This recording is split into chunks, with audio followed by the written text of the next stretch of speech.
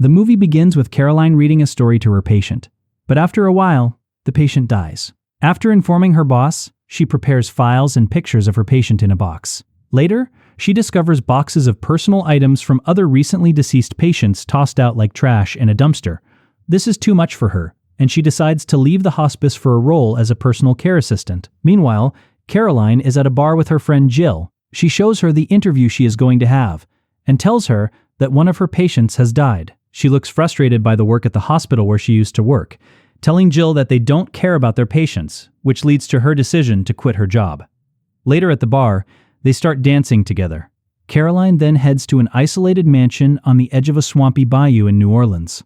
There she meets the Deo family, including Ben, who's in poor health, and his wife Violet, who immediately seems wary and skeptical of Caroline because of her background. Luke steps in, calming things down and nudging Caroline to accept the job. Drawn by Ben's mysterious condition, Caroline agrees and settles into the mansion, ready for her new role. On her way to start the new job, she makes a quick stop at a shabby gas station in the middle of nowhere.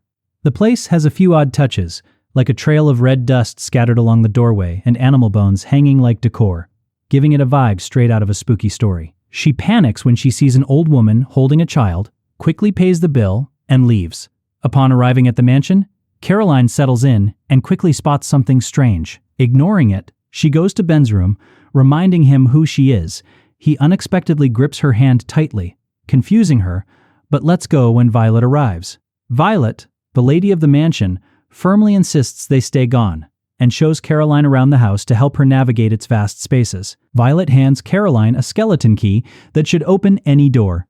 Caroline begins looking after Ben, and one afternoon, she takes him out to the garden where Violet is already waiting. Violet casually asks Caroline to fetch some seed packets from a box inside the house. As Caroline heads inside, she spots a door shifting slightly, though it remains shut. Curious, she attempts to unlock it with the skeleton key, but suddenly, another door slams shut behind her, even though no one else is there. Caroline hurries back outside without delay. When she asks Violet about it, Violet simply says she's never managed to get that door open herself.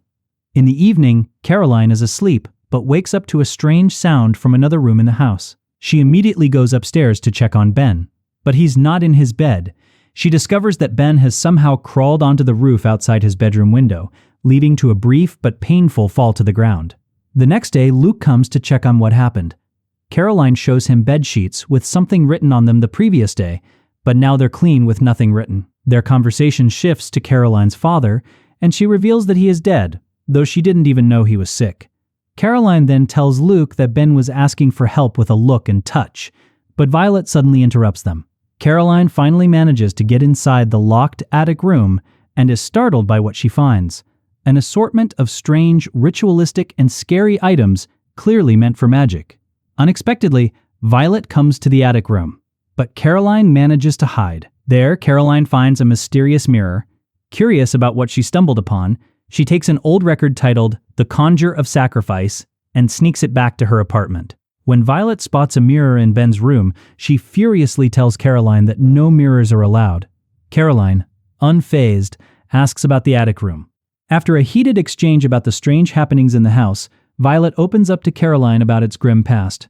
Years ago, the mansion was owned by a wealthy white family with two black servants, Papa Justify and Mama Cecile, who practiced hoodoo. During a lavish party, guests stumbled upon Justify and Cecile performing a ritual with the family's children in the attic. Enraged, the crowd dragged the servants outside, lynched them from a tree, and burned their bodies. Violet explains that Justify had uncovered a powerful hoodoo spell known as the Conjure of Sacrifice, and since their deaths, she believes their spirits haunt the house.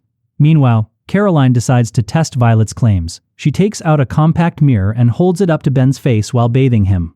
The moment he glimpses his reflection, he's visibly terrified, confirming to Caroline that something mysterious is indeed going on. Caroline then visits a woman who sells magical items. She describes Ben's strange predicament and receives a spell that should undo any curse or hex cast on him. Later, she goes to Jill and explains everything to her, but in reverse. Jill doesn't appreciate what Caroline is doing. Determined, Caroline performs the ritual, and to her surprise, it works. Ben begins to speak, pleading for her help, but before they can go any further, Violet barges in, abruptly ending the moment. Determined to make her case, Caroline brings Luke back to the rural gas station she had visited before.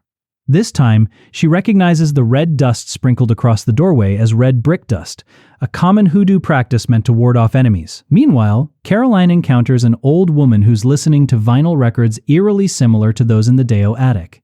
Curious, Caroline asks if she's ever heard of a record called The Conjure of Sacrifice. She sneaks it back to her apartment. At the dinner table, Caroline and Violet eye each other warily. Caroline barely touches her food, keeping a close watch when the lights suddenly go out. Violet stands to fetch a candle, giving Caroline the chance to slip some medicine into Violet's bottle. Soon after, it starts affecting Violet, making her lose control. Just as Violet is about to protect herself with a magic circle, Caroline intervenes, causing Violet to faint. Seizing the moment, Caroline drags Ben to her car and attempts to drive away. But Violet regains consciousness and begins chanting spells that somehow prevent the car from passing through the locked gates of the property. With Violet now armed and approaching with a shotgun, Caroline scrambles to hide Ben in a nearby tool shed. Caroline slips into a rowboat and paddles through the swamp, eventually making it to the other side. She manages to hitch a ride back to New Orleans and heads straight to Luke's apartment, hoping for help. Just as she arrives, the phone rings, and it's Violet on the other end. While Luke steps away to take the call, Caroline quickly searches his desk and is shocked to find a skeleton key from the mansion. Before she can react, Luke appears behind her, and before she realizes what's happening, he's strangling her until she loses consciousness. When Caroline comes to, she finds herself bound and gagged, trapped in the back of Luke's car as he drives her back to the Deo mansion. Upon arrival, Violet is waiting for them, scolding Luke to be gentle and not scratch her up any more than she already is. They pressure Caroline to reveal where she's hidden Ben, and when Violet leaves to retrieve him, Caroline seizes the chance to break free from Luke's grasp. She bolts to her bedroom, where she's already spread a protective line of brick dust across the doorway, hoping it will keep her pursuers at bay. Caroline frantically seals herself off in the mansion, pouring red brick dust across every doorway to keep Luke at bay. Just as she's gaining some control, Violet appears, shattering her jar of dust. Violet tumbles down, landing with a sickening crunch that leaves her with broken legs. Taking advantage of the moment, Caroline grabs the phone and dials for the police, desperately calling for help. Then, she calls her friend Jill, frantically explaining that she's in danger at the Deo mansion. But before she can say much, Violet, somehow having dragged herself back up the stairs despite her injuries, appears and cuts the phone cord. With Luke blocking her escape from the house and Violet closing in upstairs, Caroline dashes into the attic. Desperate, she uses a schematic she grabbed from Violet to draw a protective circle around herself. Following the instructions, she carefully places sulfur, chalk, blood, and hair to complete the setup. Just as Caroline completes the circle, Violet drags herself into the attic.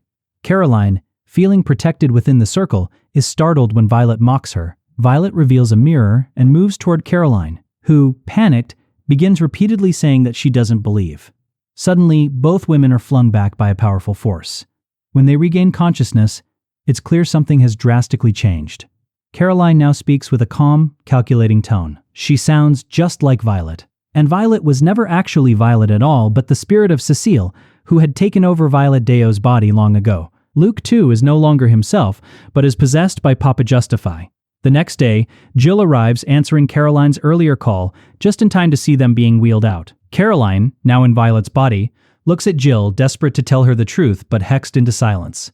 Meanwhile, Cecile and Justify, now in the young bodies of Caroline and Luke, send Jill along with them in the ambulance. The film ends with Caroline, now trapped in Violet's elderly body, being taken away in an ambulance along with Ben. Thanks for watching, and don't forget to like, share, and subscribe for more stories like this.